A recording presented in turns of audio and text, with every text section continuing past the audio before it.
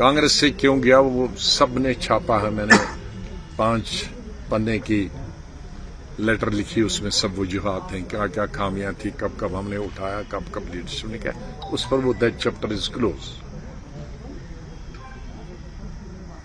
उसके बाद हम सब 23 लोग हैं, कई 2-3 साल से सोच रहे थे कि अगर कांग्रेस सुधरते नहीं, हमारी बात सुनने के लिए तैयार नहीं है। सब सीनियर लोग थे, 6 उसमें chief minister, ex chief minister थे, 12-13 कैबिनेट मिनिस्टर थे और कुछ डबल थे मेरे जैसे जो कैबिनेट मिनिस्टर भी थे, चीफ मिनिस्टर।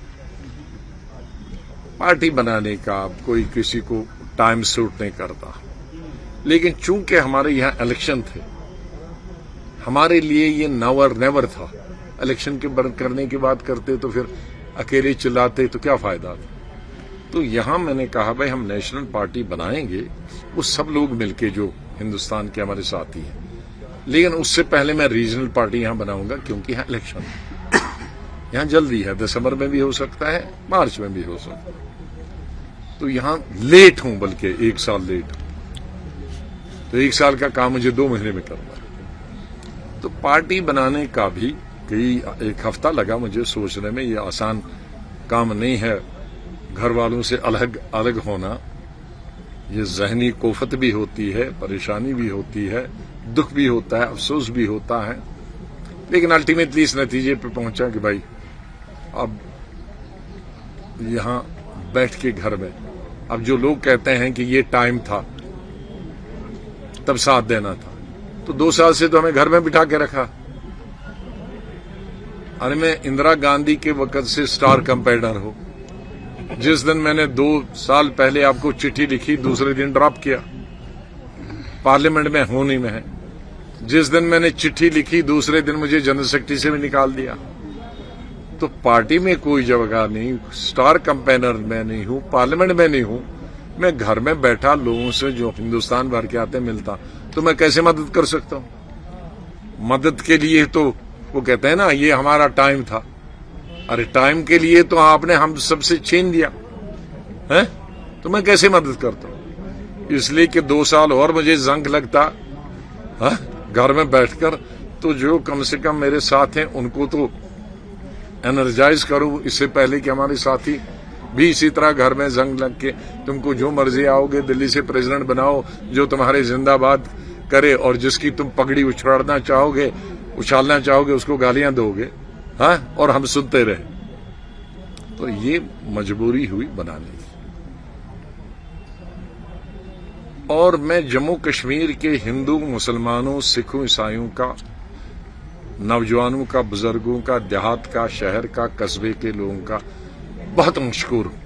बिजनेस, गैर बिजनेस, नौकरी, रिटायर्ड, सब कर। नॉर्मली 99.9% लोग पहले पार्टी बनाते हैं फिर जाते हैं। मैं शायद हिंदुस्तान का वाहिद आदमी हूंगा जो पार्टी के बगैर ही घूम रहा है और लोग कहते हैं हम आपके साथ। मतलब एक अंधाधुंध भरोसा, विश्वास कि कोई पार्टी नहीं है, बस मैं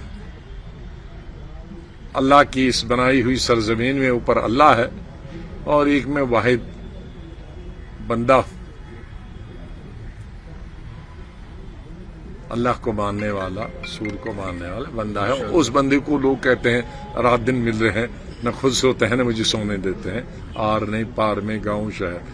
तो ये बोझ मेरे शायद कब्र तक ये लोगों का एहसान हमेशा रहेगा और पत्रकारों का भी रहेगा।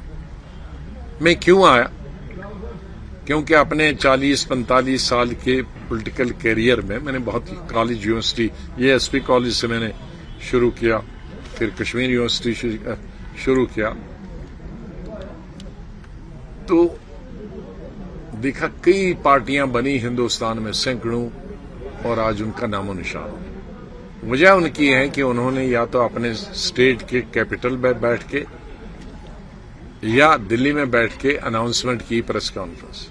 जब वापस गए तो कोई था नहीं उनको रिसीव करने वाला। तो ये तजुर्बा मुझे था।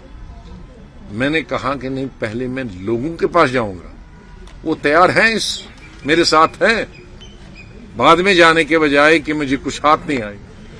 इसीलिए जो जम्मू जिसको हम ड्राई जमीन समझते हैं, जहां मेरी चीफ मिनिस्टर के नाते भी इतनी बड़ी पब्लिक नहीं हुई, उससे 10 गुना बड़ी। सब हिंदू, मुसलमान, गुजर, बकरवाल, SC, ST, राजपूत, ब्राह्मण, बैकवर्ड, सबने स्वागत किया।